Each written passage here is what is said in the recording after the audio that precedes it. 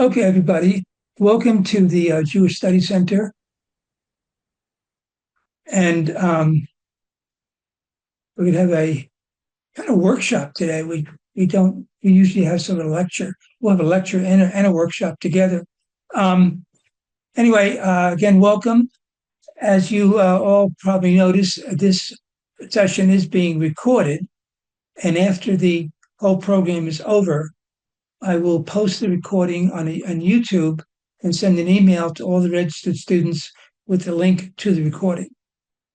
Everybody at this point is muted, but we do want your questions and your comments. So write questions and comments in the chat box and address it to everyone, because oftentimes you might give a question, someone else in the group may give an answer. Same thing with comments. Somebody may comment on your comment. So just address everything to everyone. And the closed captions are on. You can turn it on yourself, but it's on globally. So if you can't understand one of us, you can read the captions. I think that's about all for my tech director type comments. But I'm also the treasurer, and as such, I give a pitch that our classes are free, but we do have expenses. And so we encourage people to donate. We don't require it, but it's nice to have donations to help pay our expenses. And if you do want to donate, you go to our website, www.jewishstudycenter.org, click on donate, and then you can either donate from your PayPal account or via credit card or via check. If you're donating via check, the website will give you the address and where to send your check. Okay, so today we're having this workshop. I'm trying to find Mindy. Okay, let me do one thing first. Do this. Okay. Mindy Reiser, who was our vice president, will introduce the speaker. And by the way, towards the end of the presentation, there'll be some breakout rooms, and Elena Rodriguez will be helping us to do that. So Mindy, I want you to take over now, because I can't spotlight you because your video is off. But yes, that's right. Take over. Okay, everyone, I'm delighted to welcome you, and you are in for a very stimulating time, let me assure you. All right, I am delighted to introduce Dr. Renana Brooks. She is a clinical psychologist, political consultant, and senior rabbinical student whose career spans the intersections of mental health, spiritual leadership, and public discourse. She is the founder and clinical director of the Summit Institute in Washington, D.C., where she has maintained a full-time psychotherapy practice since 1990. She also consults nationally on political communication, specializing in power dynamics and framing strategies, and has advised multiple presidential and gubernatorial campaigns, certainly relevant to our lives now. She holds a PhD in clinical psychology from George Washington University, and previously served as an adjunct to the clinical faculty in the Department of Psychiatry at Harvard Medical School. She completed her residency at Harvard-affiliated hospitals and pursued further training in mindfulness, family therapy, and integrative health. As part of her spiritual path, Dr. Brooks is a senior in the Rabbinical Ordination Program at the Academy of Jewish Religion, and she completed a clinical pastoral education program at the Hebrew Home of Greater Washington in D.C. Her writings on politics and psychology have appeared in The Nation magazine, and she is a clinical psychologist. Right, we said that before, political consultant and senior rabbinical student. She continues to be a sought-after voice, both on issues of emotional management, persuasion, and healing, both in the therapy room and in public square. So let me turn the evening over to Dr. Renana Brooks.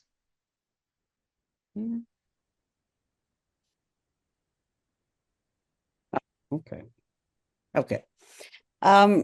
So what we're going to cover in this workshop is first, we're going to review the principles that we talked about last week. We're going to talk about practical treatment choices that come from those principles. I'm going to revisit two questions that I thought were very interesting, related to assistance in dying, including also the case of Alzheimer's. Then we're going to break down into an actual case of that really illustrates all these principles and how they come out practically. And then we're going to look at advanced directives. We're going to do it from the point of view of two opinions within the conservative movement.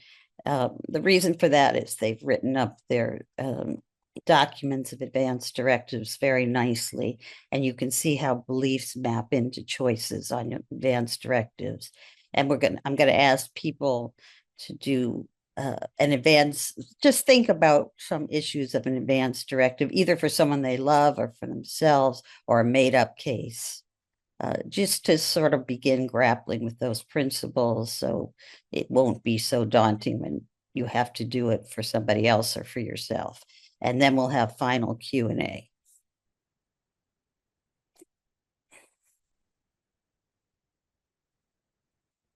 Okay. So let's review those principles that I talked about a minute ago. The big key principle is the dichotomy between prolonging life versus stopping death from occurring.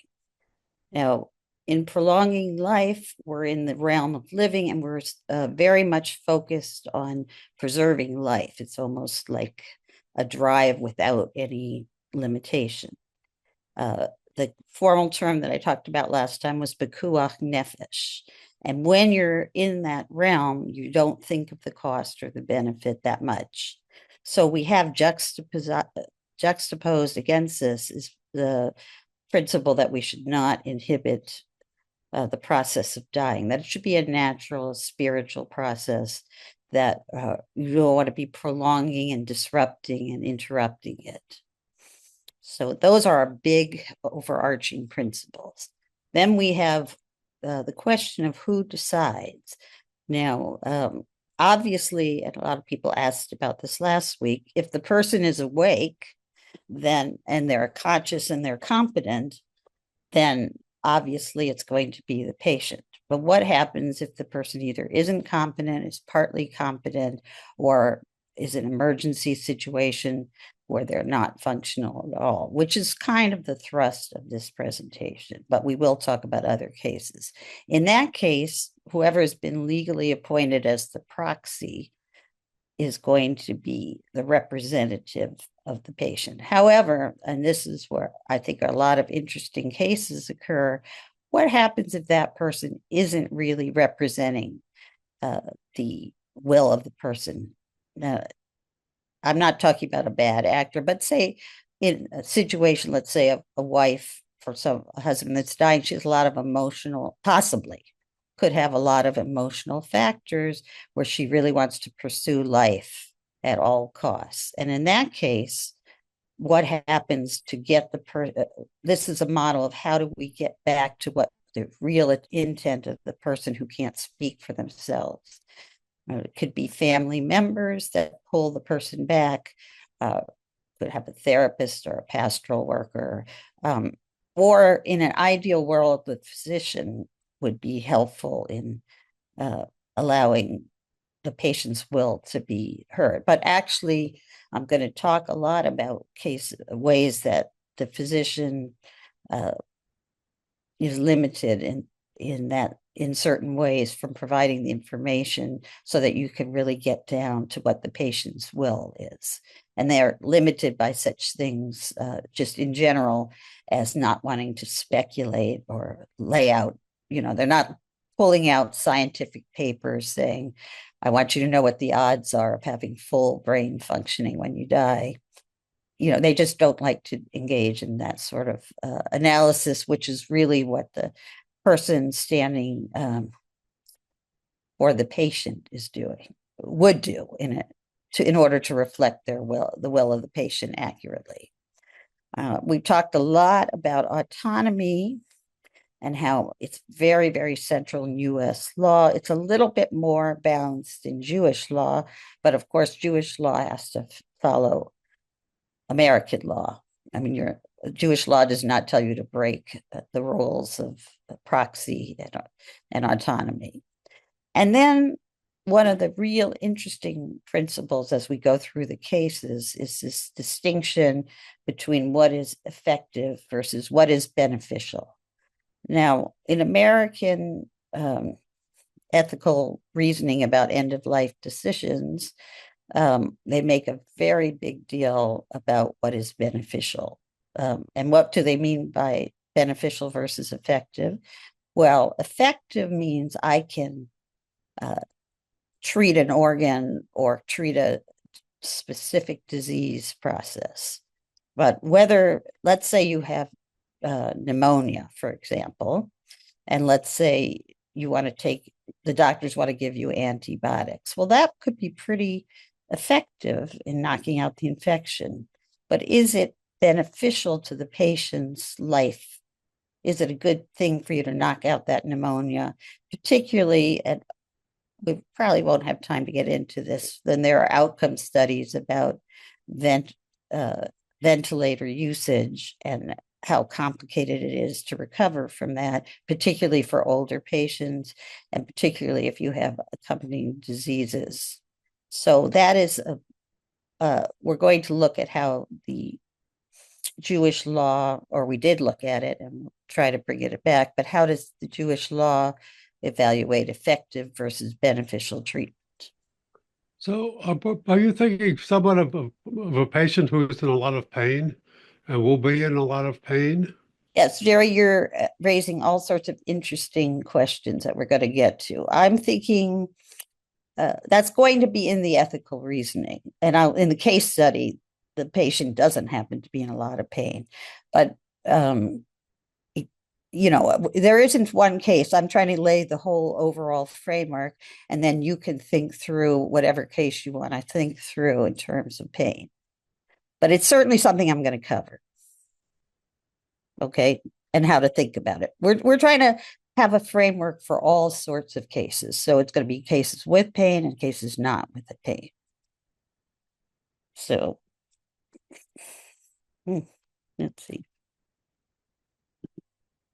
Okay, so now I would like to go back to the textual foundation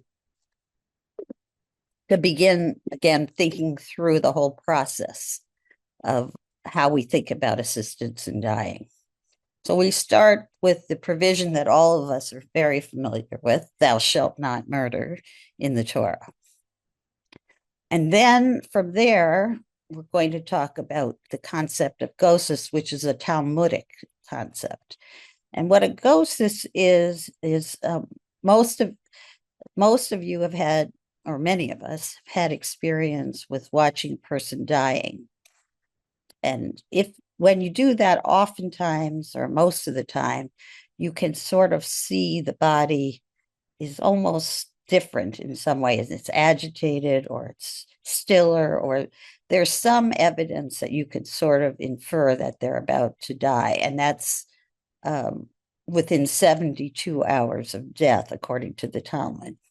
Now, modern day technology has really thrown this gnosis concept for a loop, because ventilators and antibiotics and organ donation can all really extend the 72-hour window to weeks or depending on the case. Now, remember, we're talking about all cases, but to weeks or months or years. So ghosts has been stretched to try to look at modern technology. And now it's been taken, the case in the Talmud, just to go back to that for a moment and then build on it, is that what they say, and that is that in the 72-hour period, life, it's when the soul is leaving the body and life begins to flicker like a candle. So they're particularly interested that you not move the body or show it disrespect or do anything to hasten death. But the question remains, can you do anything that isn't about hastening death, but is really about removing impediments to dying? So they take the case, we talked about this again last week, of Yehuda HaNasi.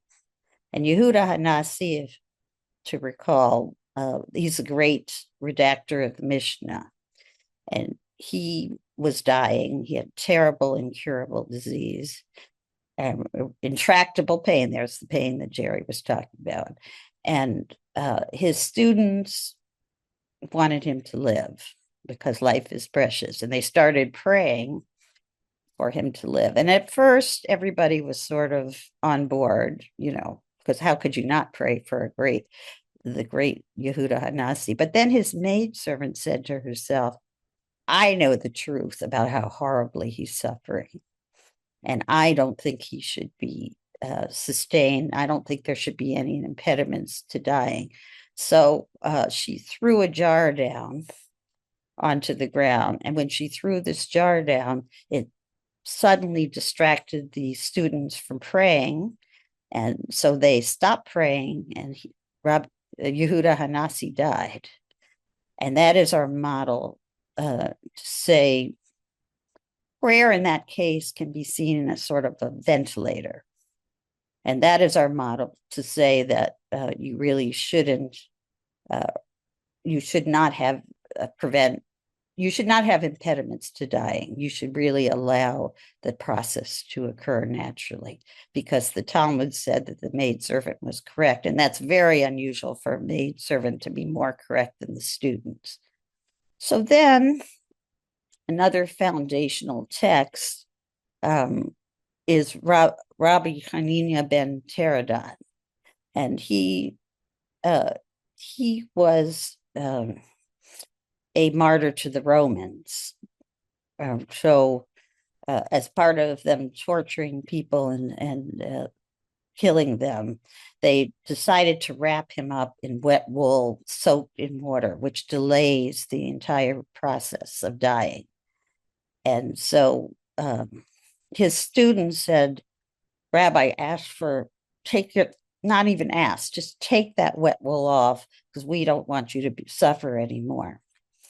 But he said to himself, or he said out loud, he said, I can't really do that. It's too much like active assist, letting my life go. But he asked one of the guards near him to take off the wool. And after receiving assurances from that guard, or the guard really receiving assurances from Rabbi Hanina that he would have life in the world to come, he took off the wet wool.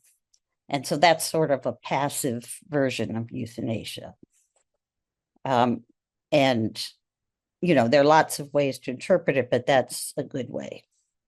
So if we look at the big picture of this, we have an evolving definition of what is gnosis in contemporary ways of looking at the Jewish view of things. As I said, the more orthodox view being the 72-hour definition of the death period. You have Green and Gelman saying that their modern realities mean that we have to really rethink what gnosis is, that gnosis is coming close to death. And then Dorf Rabbi Elliot Dorff, who is a conservative thinker, and he's going to be very involved in the work we're doing in this workshop because he's been very innovative in giving us room to really be flexible. And he did this, and we talked about this a little bit last week, by he introduced this concept, which is called treifa. And what treifa is it was taken from animal literature. And in animal literature, in the Talmud, you pay less money if an animal is terminal, meaning that they're going to die within a year, for damages to that animal. So if you somehow inadvertently killed an animal that's going to live for more than 12 months and is healthy, you pay one fee, and if they were treifa, you pay less.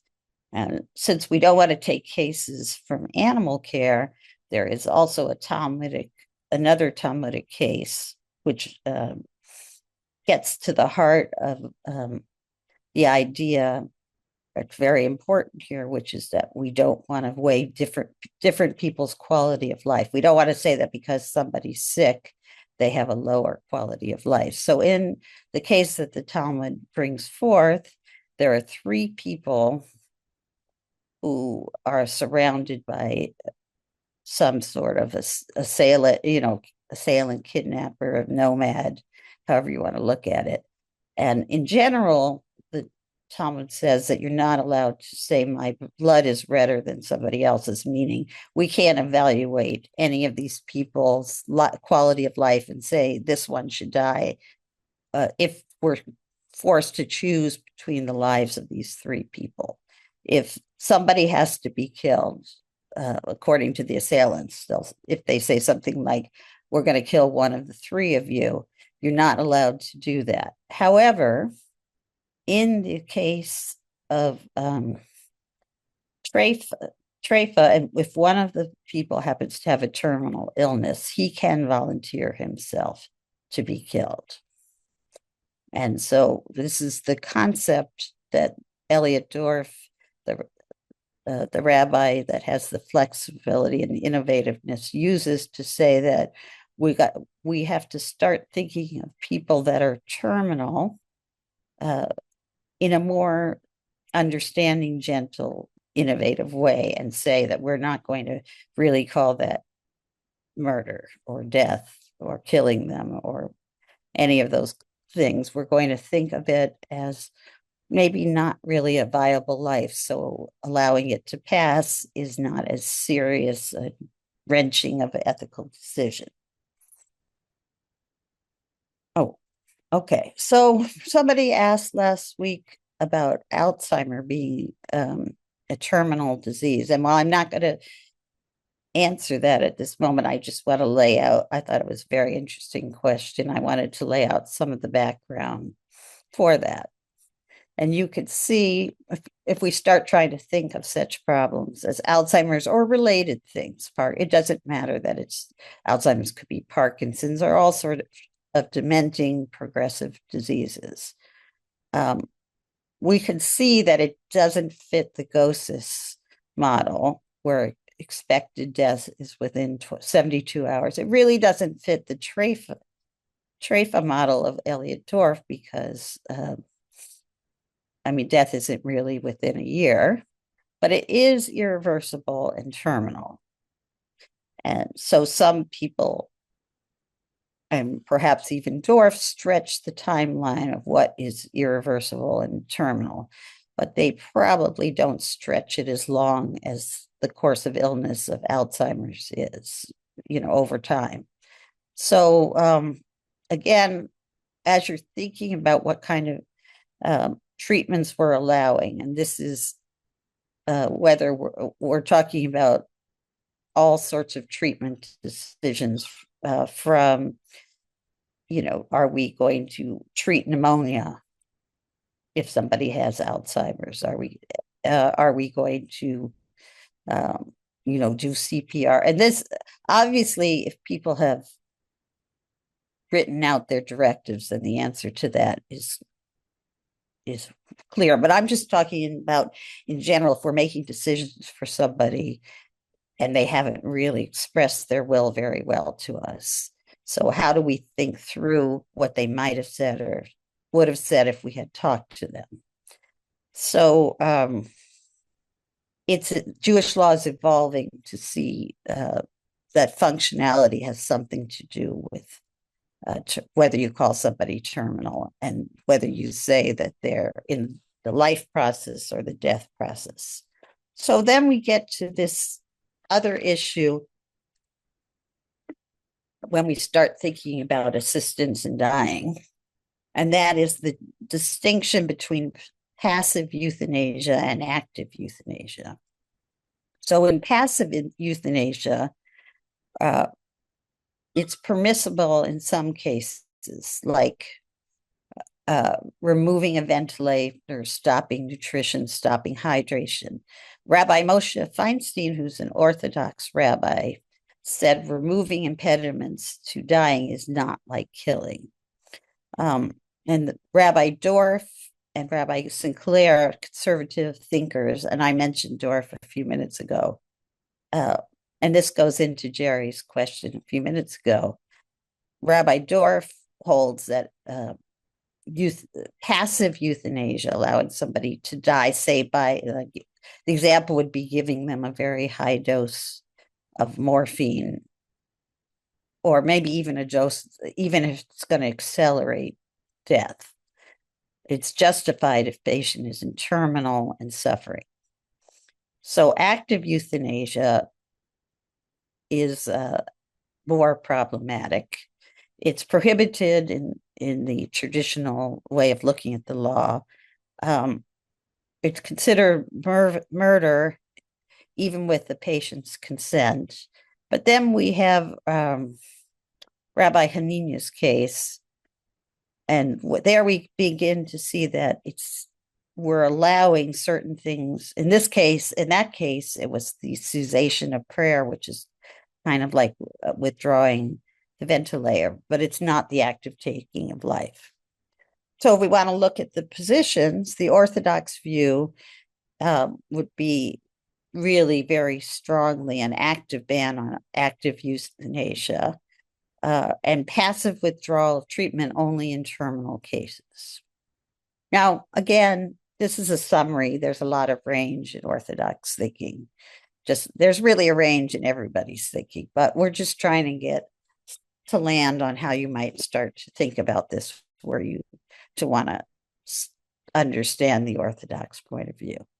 So in the conservative movement of Dorff and Sinclair, we're distinguishing between active versus passive modes of assisting in dying. So one of the big questions that we're going to talk about is, can you withdraw hydration and ventilation? It may be justified if it's burdensome. According to Dorff, other thinkers are going to be a little bit more worried about withdrawing hydration because it's kind of, in their opinion, it's sort of like feeding people. It's kind of a basic function. You can't really withdraw it. And then we have room for an even more liberal point of view where dignity and autonomy are supreme. And I found some theoreticians that even holds, like Peter Noble, who even hold that active euthanasia in cases of clear consent and extreme suffering would be allowed. That would be interesting to look at. So now we're going to go into the case study of Jacob. Renata, before you go into the case study, there's a couple of questions in the chat. People want to you to define what burdensome means in the previous definition, and the difference between terminal and irreversible. Yes, so I will say there is not going to be one definition. Burdensome is, I look at Jerry is freaking out. I will tell you it's subjective to the person, and it's we're going to talk about that when you go into the directives. You get to determine to some extent what is burdensome. For example, there are people that say, I want every single moment of life to be, it's worth any price that I have to pay. I just want to, I don't, my father used to feel this way, but before he got older, he would say, I want to fight life no matter what, for life no matter what. And then later on in life, my sister said to him, do you really mean this? And he said, no, I don't. So it's even subjective within a person what is burdensome. You really have to have a discussion of how much pain do you want to go through in treatment. Now, I will say somebody asked the intriguing question last week of what if it looks like somebody has changed their mind in the middle of their suffering? And I suppose if the suffering is bad enough, all of us are going to say it's too burdensome.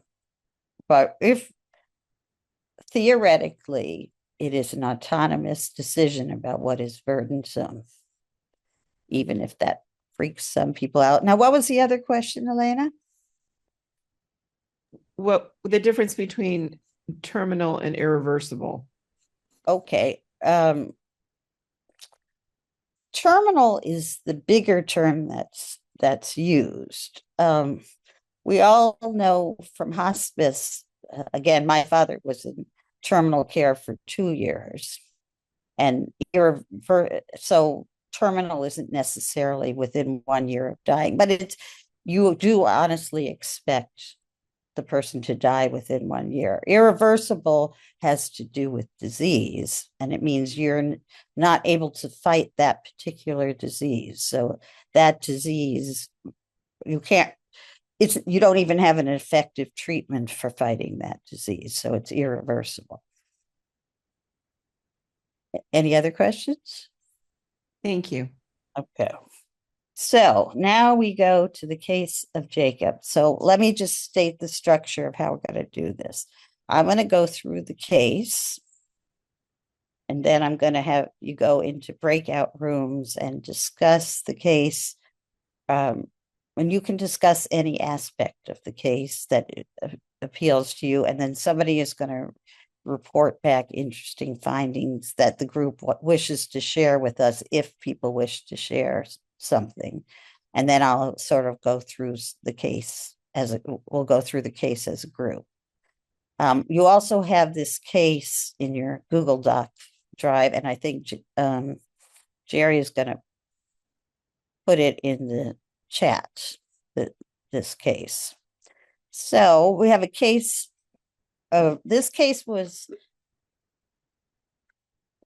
chosen because it really illustrates all the complexities of, to me, of making decisions and of an emergency situation where the advance directive is not very clear and the prognosis is not very certain.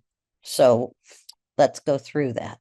This is a 75-year-old male who has had cardiac arrest. Now, when people have cardiac arrest, you really don't know the prognosis.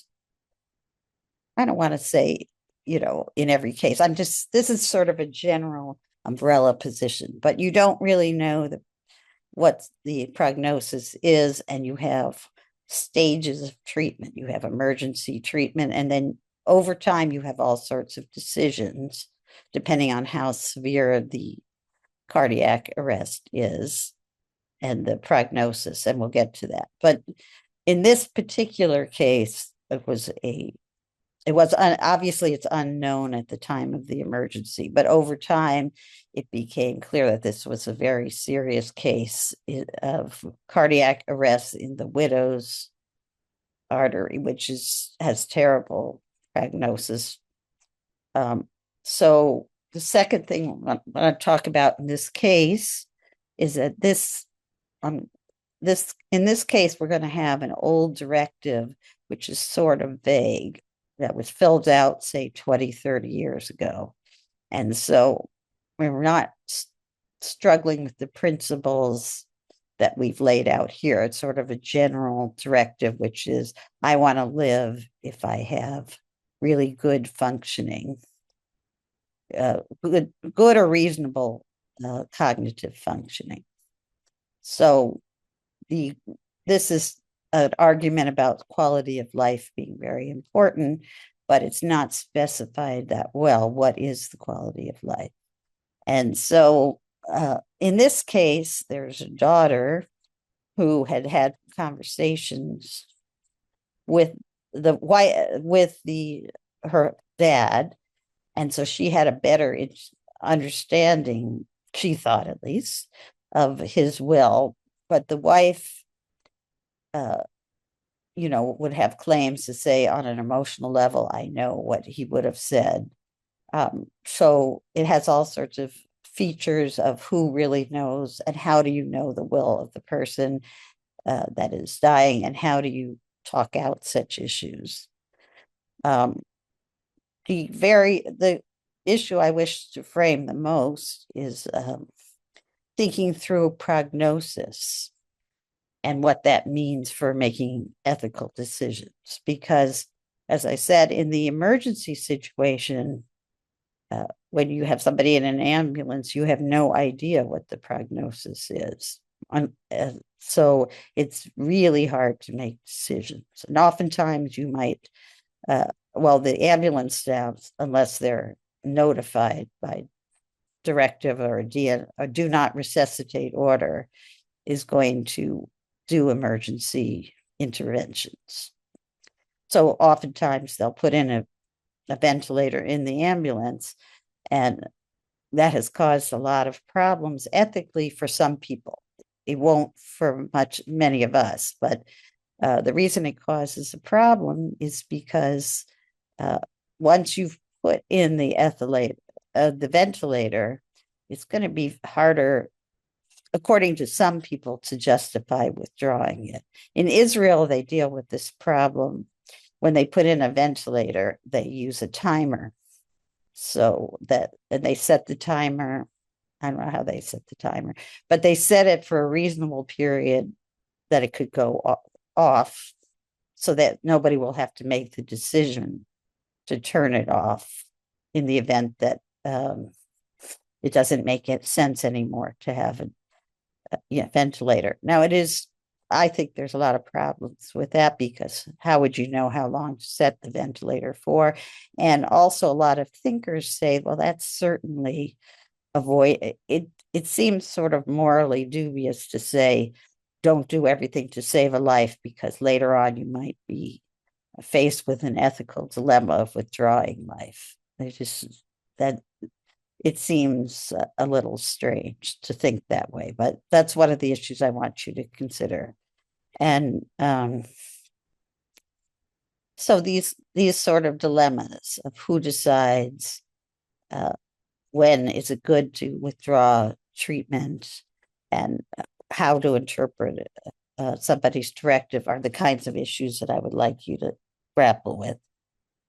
Now, in doing so, we're going to go back to some issues that we talked about in the first session, but I want to remind you of, which is that different people, and by people I mean thinkers, ethical thinkers, put different emphasis on whether you should follow written versus a verbal directive. Like Rabbi Avraham Reisner, who's the more traditional thinker in the conservative movement, favors written words.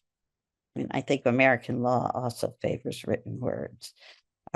But theoretically, we would like to get at the true, this is my opinion and maybe dwarfs, but theoretically, we would like to get at the true intent of the person that is ill, no matter whether it's written or verbal. But this is one thing that I'd like you to think about. And the big, huge models of thinking, I just like you to get back into the perspective of what is the worldview that you're thinking about when you make decisions like we're talking about. In Reisner's worldview, for example, and we'll later look at this in terms of the advanced directive, you really are evaluating saving life and only allowing other factors in when you can no longer save the life. Dorff, Rabbi Elliot Dorff, is much more compassionate. I don't like to use the word compassionate because that seems to, but he's much more sensitive, let's say, to the value of saying that suffering needs to be taken into account, and we got to find some way to innovate our thinking so that we don't feel bad if we withdraw treatment. He's really in favor of being much more open about things like hydration and, stopping hydration, stopping food. He just really wants to find ways to innovate, to say, to get back to this category that we talked about, which is TREFA, which is seeing that if a person is terminally ill, that we want to find ways to let them have the dying process occur. And CCAR, the reform movement, and obviously, more people on the reforms and more liberal side, there's a lot more room to say autonomy should be extremely important, and we should not impose limits on limiting suffering.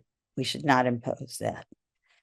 And I'd like you particularly to think about the ethical analysis of ventilator withdrawal. So with that, I think we're going to break out into groups.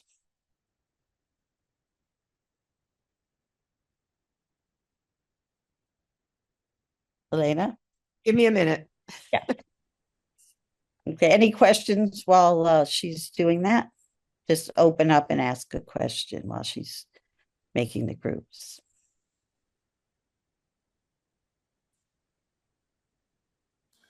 If you're have a family member that that states something that's contrary to what's in a written directive, do you possibly open yourself up for liability?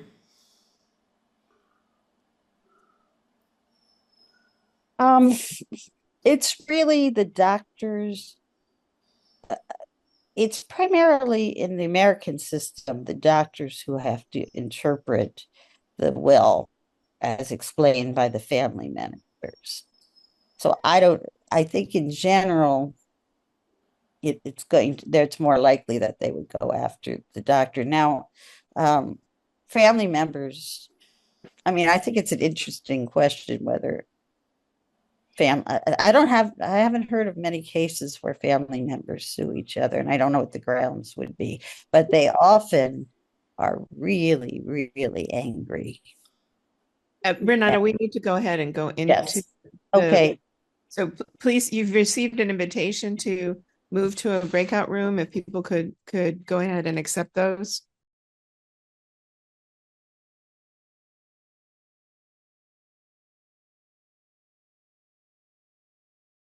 We all in the group, and another person reported on how awful it was that their family member lived for a week without eating or drinking, and they still lived on, and how there was nothing they could do about that. So they were suffering.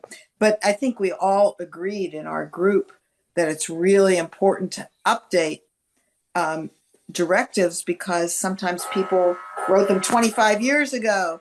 And, the question was, at what point if someone changes their mind, like your dad did, Renata, at what point is it okay to take what they say in this new state they're in?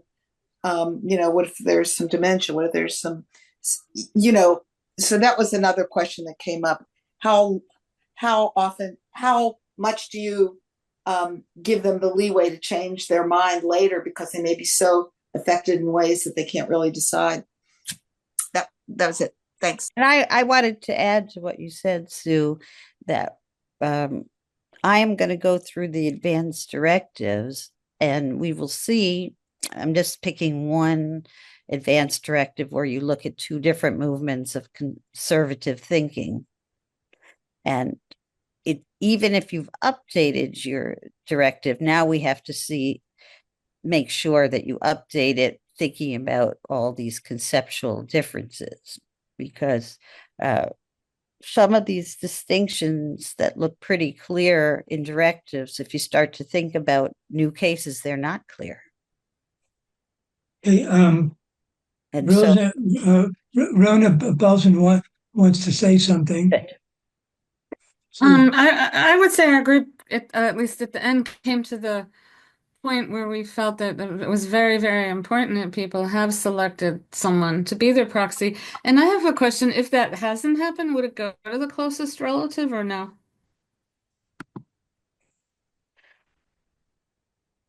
I don't have an answer to that, but I think the doctors are going to try to get some sense of, the opinion of the family and probably the closest family member. But it's going to be a messier situation.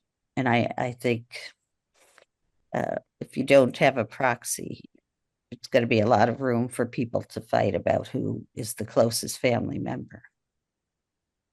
Barbara? I see Barbara Breaker. I think David Levy wants to say something. Oh, okay. I shouldn't call because I didn't see everybody. Right, or you can call it. Either way is fine. Our group talked about how important it is to not only have the medical power, the directed to physicians, whatever you want to call it, but also to explain really clearly and carefully to your family members. We shared some stories about how a couple of us have had experiences with older relatives we've had to make decisions for, differences between spouses as far as their long-term wishes. And the important thing, I think that was stressed with our group, was that make it clear, and at the end of the day, then you're respecting their wishes, which is, I think, is critical. We also looked at a clause from a Texas director to physicians on basically the long-term coma situation. So that was what we did. Can you say some more about that, David? Yeah, if here in Texas, by the way, I'm an attorney and a law professor.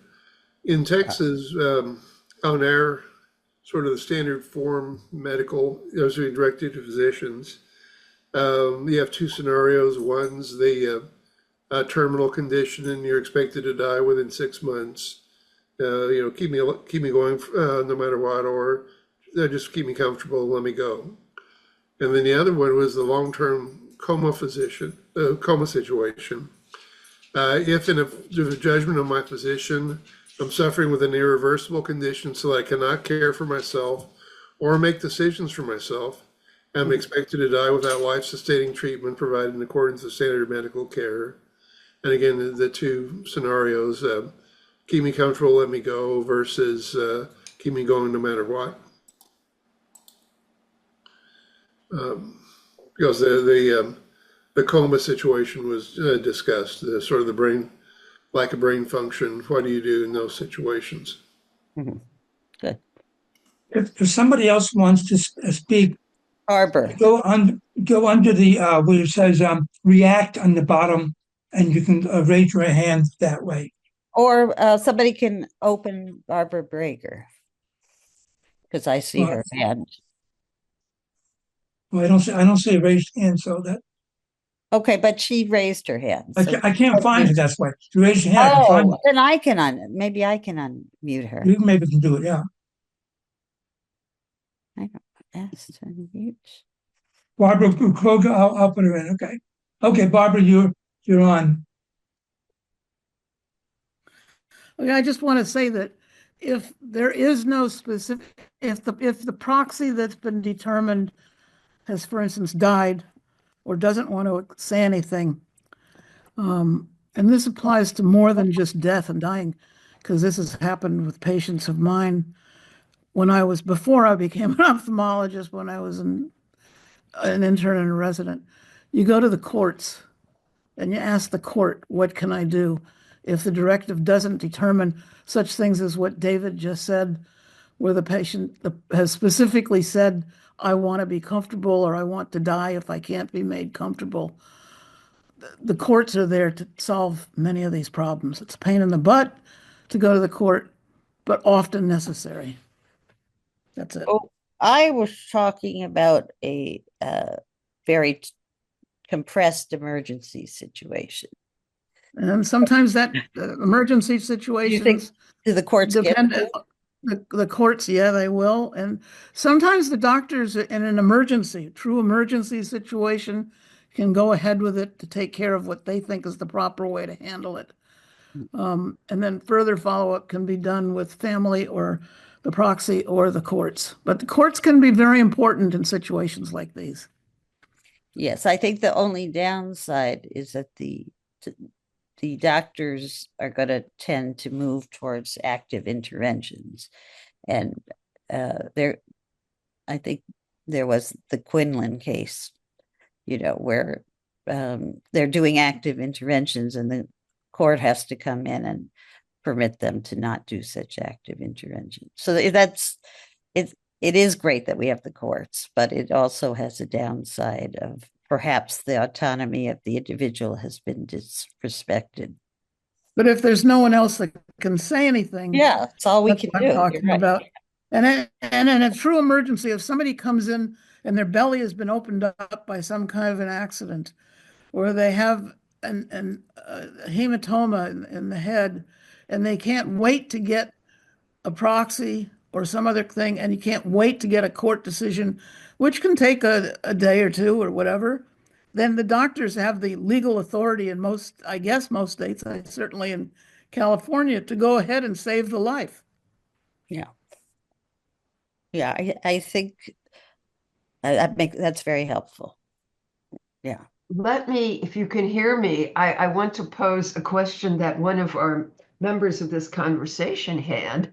What if the physicians themselves have some sort of conflict of interest? I guess you could consider that from a number of perspectives. If our medical people have any stories about that kind of situation can arise.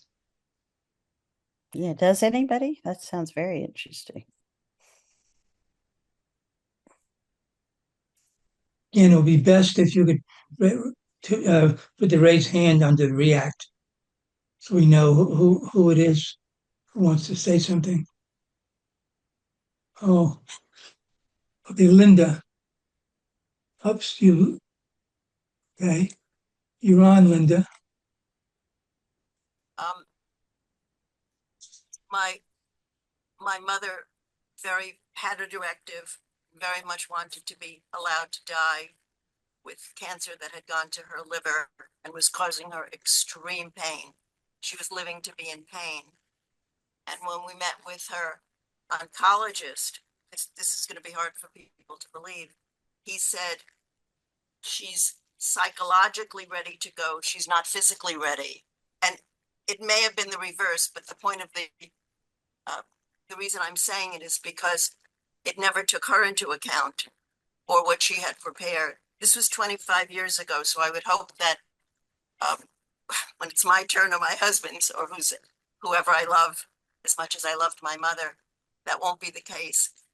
My sister and I sought out her gastroenterologist, who was much more in touch with my mother. He said, yeah, let's do a morphine drip.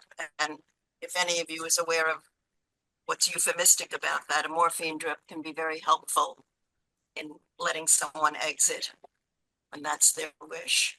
I won't give any further details, but sometimes you come up against the medical community who, above all, is going to make a decision to keep the person alive. At least that happened in the case of my mother. 25 years ago. Let me raise another point. When members of a family disagree, is there any guidance on that from the Jewish tradition or the medical tradition? Well, I think that there is somewhat of a disagreement depending on whose view you take. That's just big surprise, right? Rise, just to take again within the conservative movement, Reisner favors written directives.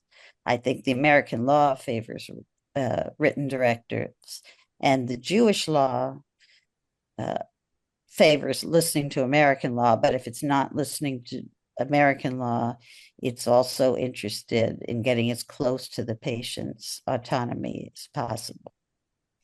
So there you have it. Three different opinions. Ronald Schlesinger wants to say something. Believe. Okay, thank you. When I was first practicing as an oncology nurse in the late 80s and 90s, the doctors were all into cure and not care.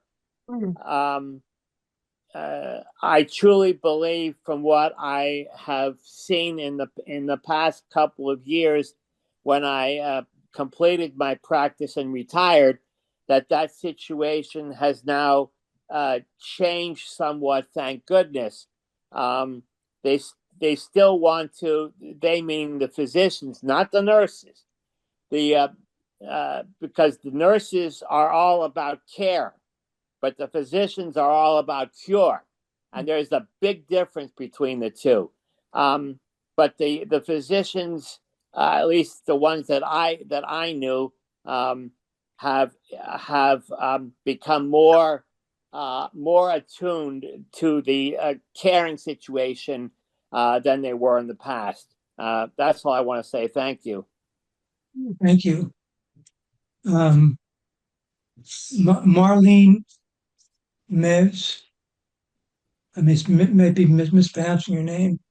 Okay. I wanted just to say that I once asked a lawyer, because I have one son and he would be everything, but I'm also really close to my sister, so that she might be, he might call her and she might not be there. But the lawyer had said that they really just want one person. You can't have two, not to have, this is in Florida, I don't know about other states, but they were saying they really just want to have one main person. So you're going to avoid conflict, and among themselves they may talk, but they're only going to listen to one, and they only want to see one listed, and that's what they're going to follow. It seems reasonable. Jerry? Thank you. Okay. Thank you. Jerry Dancis, you wanted to say something? Oh, yes. Just that the hospital administrators who may not be physicians, they are cognizant of the fact that the longer the patient is there, the more income the hospital gets. So the administrators certainly have a conflict of interest, and I don't know to what extent. And they certainly, they certainly give orders to the nurses. I don't know about, the doctors. Okay. Sue? Also, well, before Sue, I think Okay. Barbara had raised her hand. Can you unmute her? Because Who? Same Barbara Brager, probably pronouncing it wrong. Can you unmute her, Jerry? Yes. Well, I just wanted to say that the average doctor is generally not emotionally involved when it comes to taking care of a patient. They do the best they can for the patient. And the average doctor that I know, if a patient is really ready to die, is going to be willing to talk to the family about taking care of the patient to keep them comfortable until they die. I don't think that unless a doctor is a member of the family, I don't think a doctor really becomes that emotionally involved.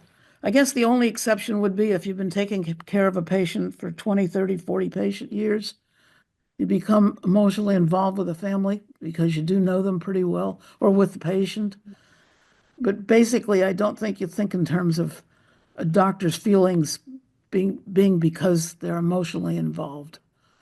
They're they're there just to take care of the patient to the best of their ability. Thank you. Well, again, we've talked a bit about conflict.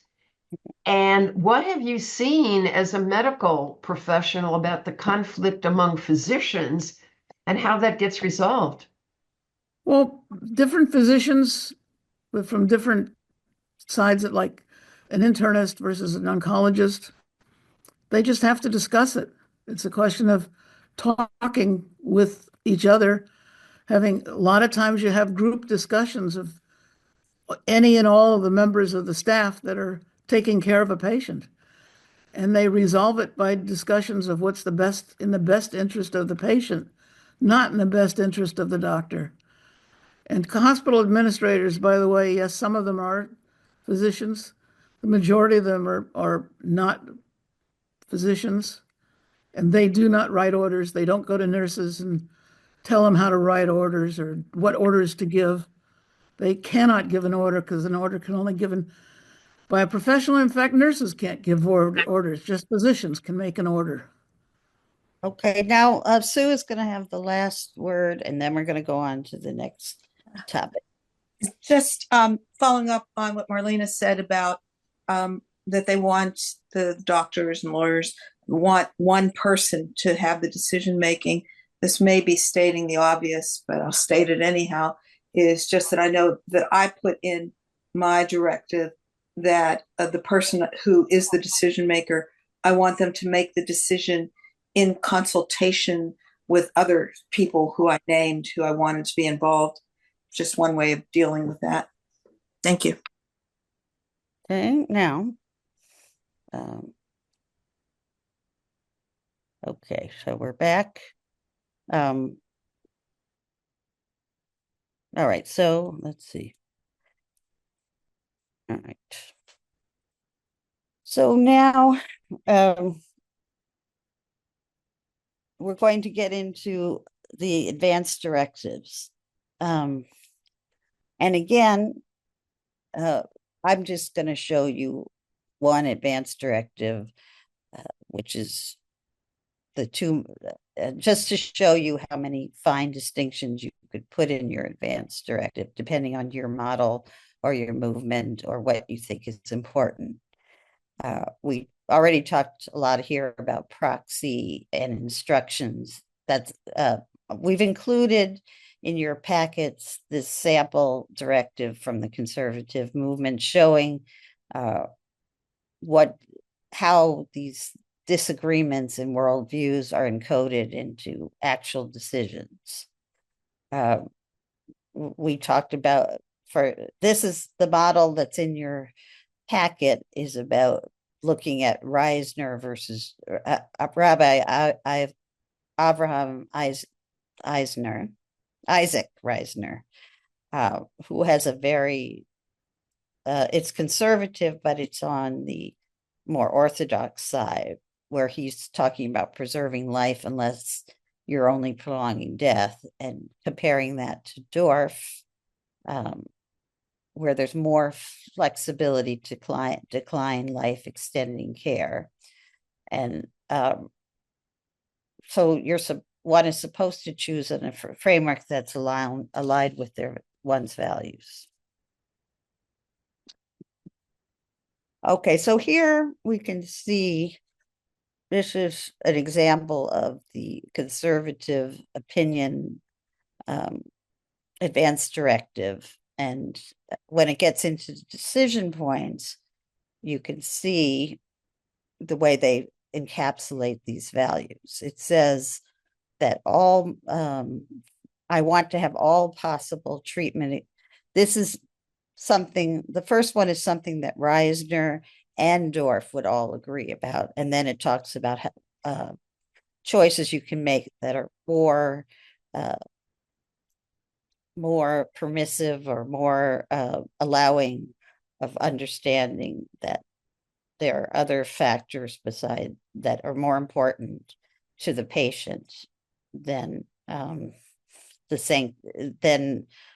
pursuing life at higher cost. So in this case, the one that everybody would agree to is that, well, not everybody, but everybody who's working within this conservative framework, is that all medical treatment should be extended with the aim of affecting recovery.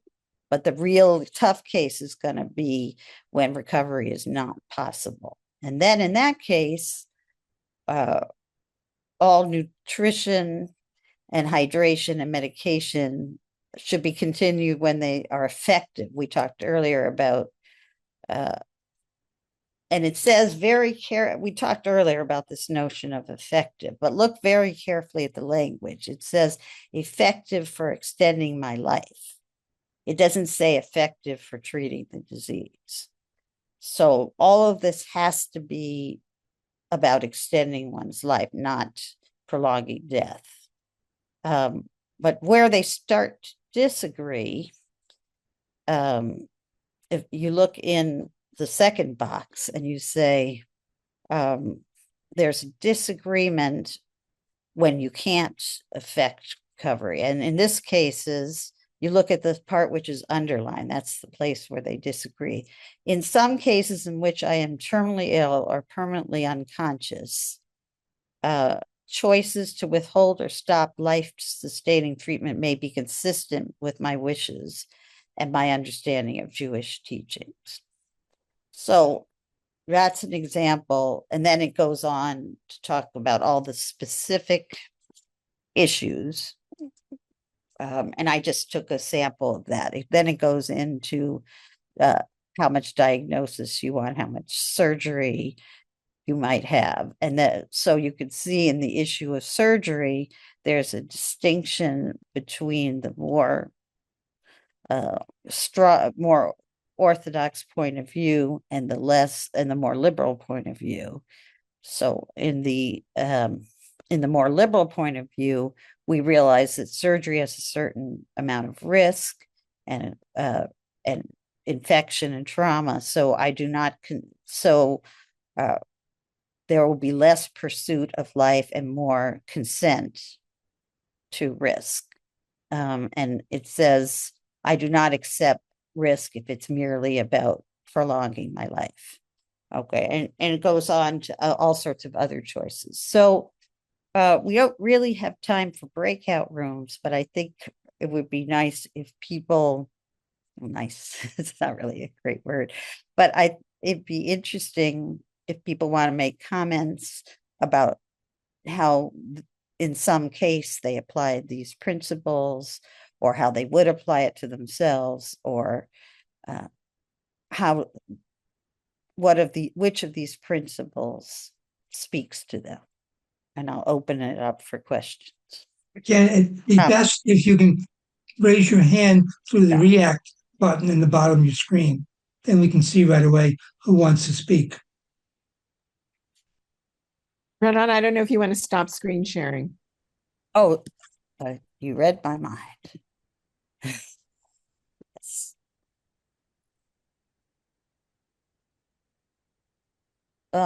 Or if you just want to share any general things that you've been through, or how any of these principles might have matched any experience you've had. Okay.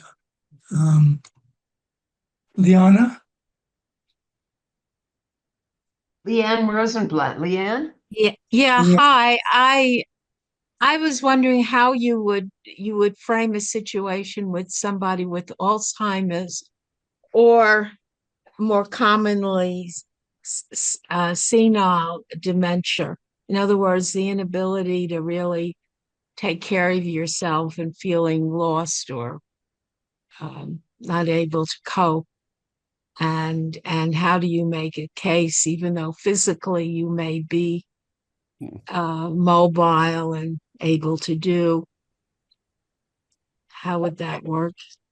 So I want to go back to the principles. The first question from a Jewish point of view you would ask is Alzheimer's, or the condition that you're talking about, a terminal disease?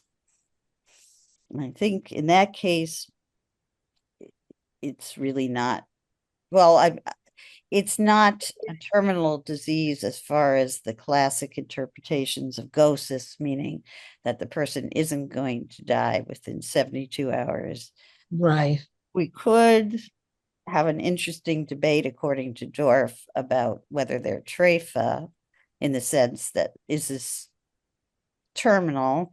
And that's interesting. Somebody once said that all of life is terminal. So it is a big stretch way to be to call it terminal. But where I think you could have some room to innovate and to find some room to be compassionate is I didn't talk about this much, but I think it's such an interesting question that I'm going to go into some text. We have a case of King Saul killing himself in the Bible.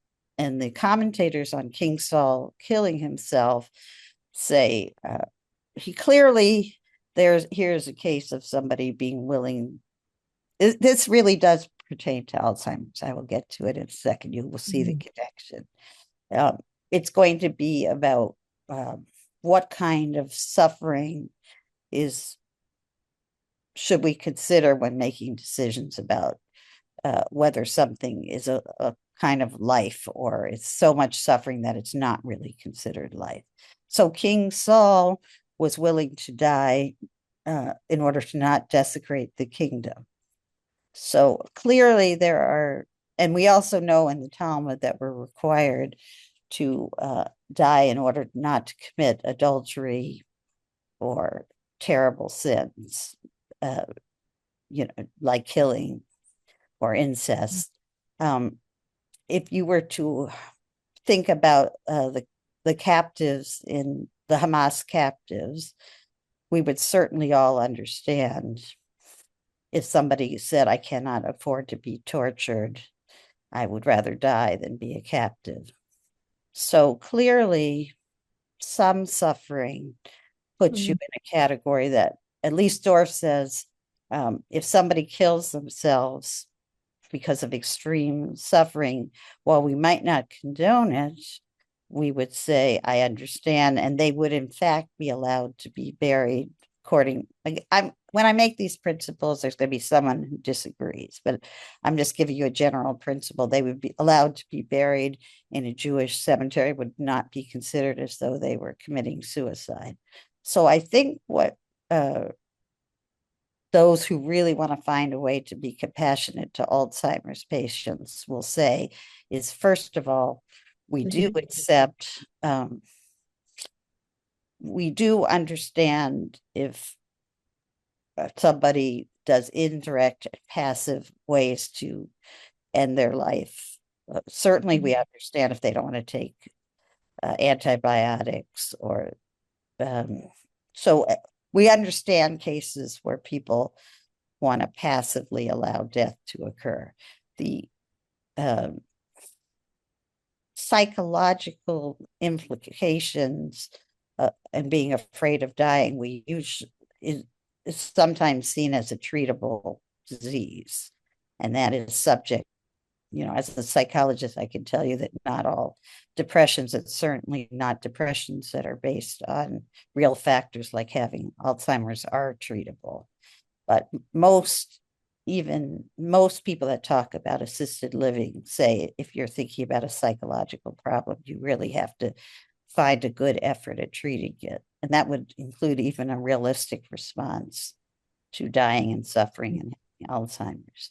So I think everybody would be I shouldn't say everybody, every more liberal person might be in favor of, allowing the patient to say, stop eating, do things that are sort of passive and that are as indirectly about dying as possible. And it gets more complicated the more active you want to be. Ronald Schlesinger wants to say something again. Thank you. Thank you. In terms of what Leanne was saying, most courts would say that the person needs to be competent in order to make decisions. And clearly, the individual that you were raising was not competent. And so therefore, that does not apply. Also, I have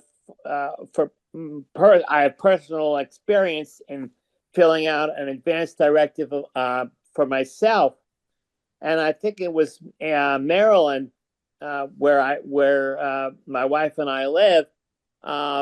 They give you a checklist of what treatments you want and what treatments you do not want. And I think most states in today's world do have that kind of advance directive available to people who want them. Thank you very much. Thank you. Rona, oh, wait a minute. Yeah, Rhonda Wilson. I can't. Oh, hi. It's not Rhonda. It's Rona. Rona, Hi. sorry.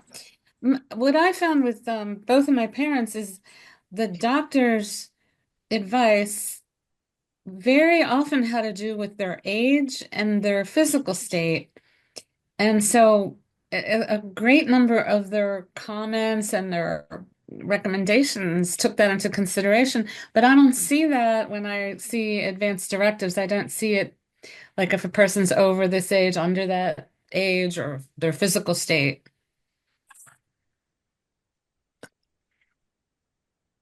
Yeah, I think that's because they're probably afraid to generalize. And, it's going to eventually be very subjective. So you might be able to make general comments about prognosis and disease and what somebody's going to go through based on age. But it would be, it would not be as autonomy centered, I think, if you said you're over this age or you're over that age and this is what it's going to be like. So I think your possibility is pretty interesting, though. Can you add that to advanced directives? Like depending to the on my lawyers, physical are there a lawyer? What do lawyers here think? Do you have anything? Who's the lawyer? Anybody who's a lawyer David? Can you unmute David Levy? Can anybody unmute David Levy? I wish I could, David. Yes, he's unmuted. Yeah. Okay, I am now. Thank you. I think the short answer, and I can't speak for states other than Texas, I believe that as far as your medical power of attorney, you could put something in, which is where you're designating a person acts as your proxy. You could probably do something as well in your directed to physicians. If you're going to do that, I think it needs to be in very plain language, bold-face type, and make it as simple as possible, because the more complicated you get something, the more likely it is to get screwed up. That's why I was a little concerned when we're looking at the earlier medical directive. It may be consistent with my beliefs, but the word "may" leaves it pretty vague. I would think a doctor would probably default on keeping things going no matter what in that situation. So as I say, I can't speak for other states other than Texas. I think we can do it here in Texas, but I would certainly make it obvious. And I would even maybe go so far as having the person who's drafting it initial next to to that language. Sue, you had something you wanted to add?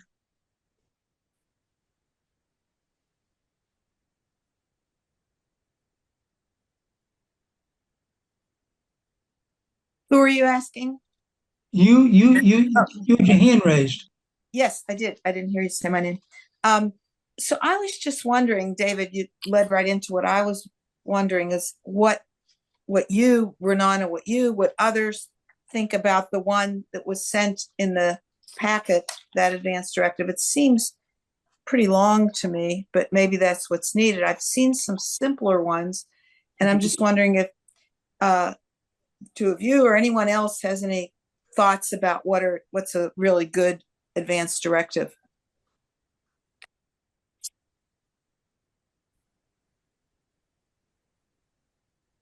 I put it in so people could see what it means to think these things out in principle. I think it depends, and I'd like the lawyers to speak, but I think it depends on how well you talk to the person who's your proxy. This sort of makes it easier to communicate to your proxy some deeper thinking than most of us do. And that's all. I wasn't making a comment of whether this should be the exact proxy document, but more to show how to think these things through and how to talk to your person. Do you like this one, Renana? I thought I got excited by this more because of how to think about, like you say, simpler forms. I realized that I had filled out my advance directive and I didn't make all these thoughts. I just I felt like I was very capricious saying what it just felt like it wasn't really true what I was putting down. It was like, do I want to live without a limb? Do I want to live with it? It just seemed like there wasn't deep Jewish-based ethical thought that I put into it. And I don't really even know anymore what I said, and I'm going to redo the whole thing based on just learning these principles. Jerry Dances wanted to say something. Jerry?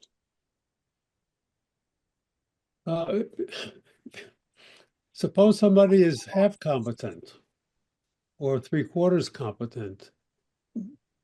How does that play in here? Yes, and that is the $4,000 question. Because most people, and when you're through an emergency or an illness process, you're not going to be evaluated over and over again as to whether you're competent.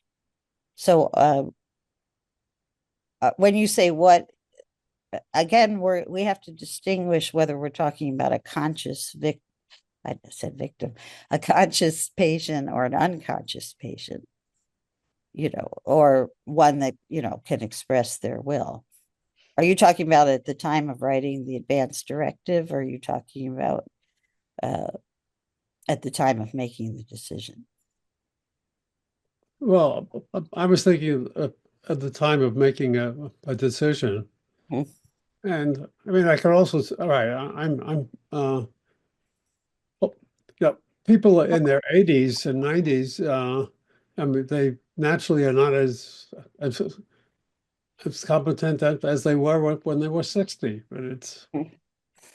Well, I think we would have all sorts of answers to your question. David Levy would probably talk about the legal answer. Then there's the Jewish answer. And then there's probably the psychologist's answer. There's two more people who want to speak, but I would say that it's 8:40, so we may want to stop after a few more comments. And people who want to speak have spoken before. But Ron, you want to say something? Yes, thank you. A couple of things. Number one is age is no factor whatsoever in the competency of a person making decisions. My mother was very competent at in her 90s, for example. Also, the more check marks you make on your advance directive, the easier it is for the caregivers to know exactly what your decisions are. And the third point I want to make is it's vitally important that you make sure your advance directive is given to as many people as possible who would be treating you, or in the chain of command, let's say. Thank you. Okay. I think, David, did you want to say something again?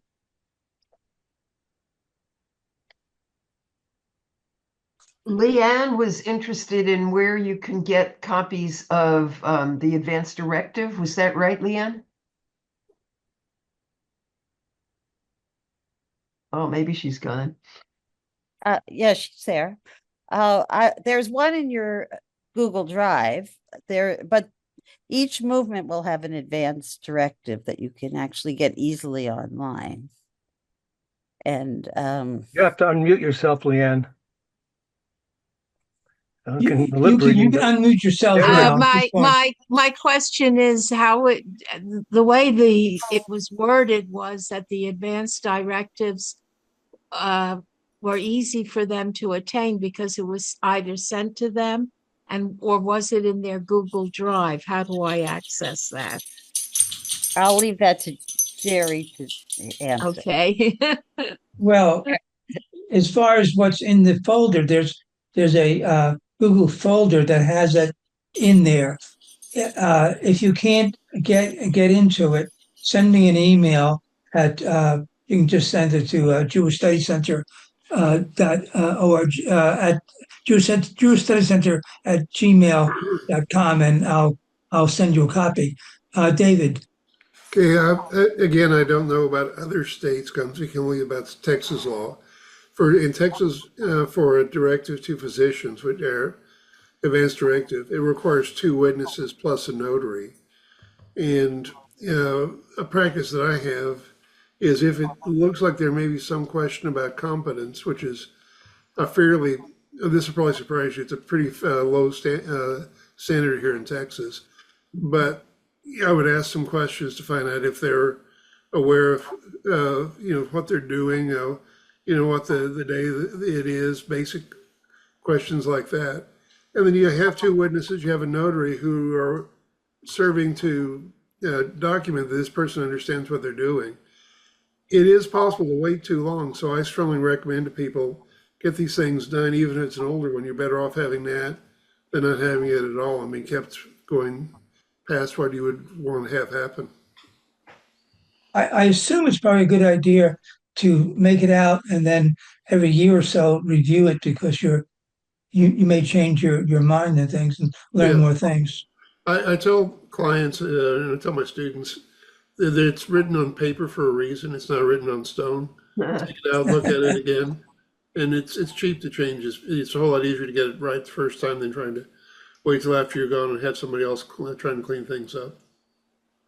I think we should probably end this now, Renana. Thank you, everybody. Thank you very much, and I think we had a great presentation and a lot of very interesting comments from people. I will be, posting the recording on YouTube. Now, I personally visited two different breakout rooms, and when I did, it automatically recorded what's happening there. So I will take that out because that's not supposed to be in the recording. And there's some very interesting stuff in the chat box. So I will probably include the chat box. I'll probably do some editing on it first. And if there's anything in the chat box that an individual does not want, please email me at the easiest way is at jewishstudycenter@gmail.com if you feel that you put something in the chat box that you do not want to be more public in some sense. So I will put the edited chat box in that folder, but I also probably will include it in the email when I send out to where the recording is. The email should come out probably tomorrow, maybe the next day. Again, Renata, it was a wonderful presentation. I think people really were wonderful getting into community things. and thoughtful people that, yeah, thank you. And the two breakout rooms that I visited very quickly, very shortly, people very much engaged. So I think what you tried to do, I think, was done successfully. Right. And I want to thank Renata, not Renata, I thought I thanked already, but I want to thank Elena Rodriguez, who helped in various ways, including setting up the breakout rooms, and Mindy Reiser, who did some very nice questions, and of course Sue Hochstetter, who also helped to facilitate some of the breakout rooms and had some very interesting comments. So anyway, in a day or so, the recording will be posted on YouTube. And let me say one more thing. Next week at this time, we're going to have something very different. We're going to have a discussion about where Jewish publishing is at the moment. And there'll be a conversation between Malka, it's got a last name, Mindy, you may remember her last name, who's the editor-in-chief of the Jewish Publication Society, which is in Philadelphia, and Amy Schwartz, who is our Jewish Studies Center president and is a former editor and columnist for the Washington Post, and is currently a double editor for Moment Magazine. So anyway, I hope to see many of you next week. And again, thank you, Renata. We'll end this, I think. And thank you, David. You gave us a lot of good information. My pleasure. Thank you.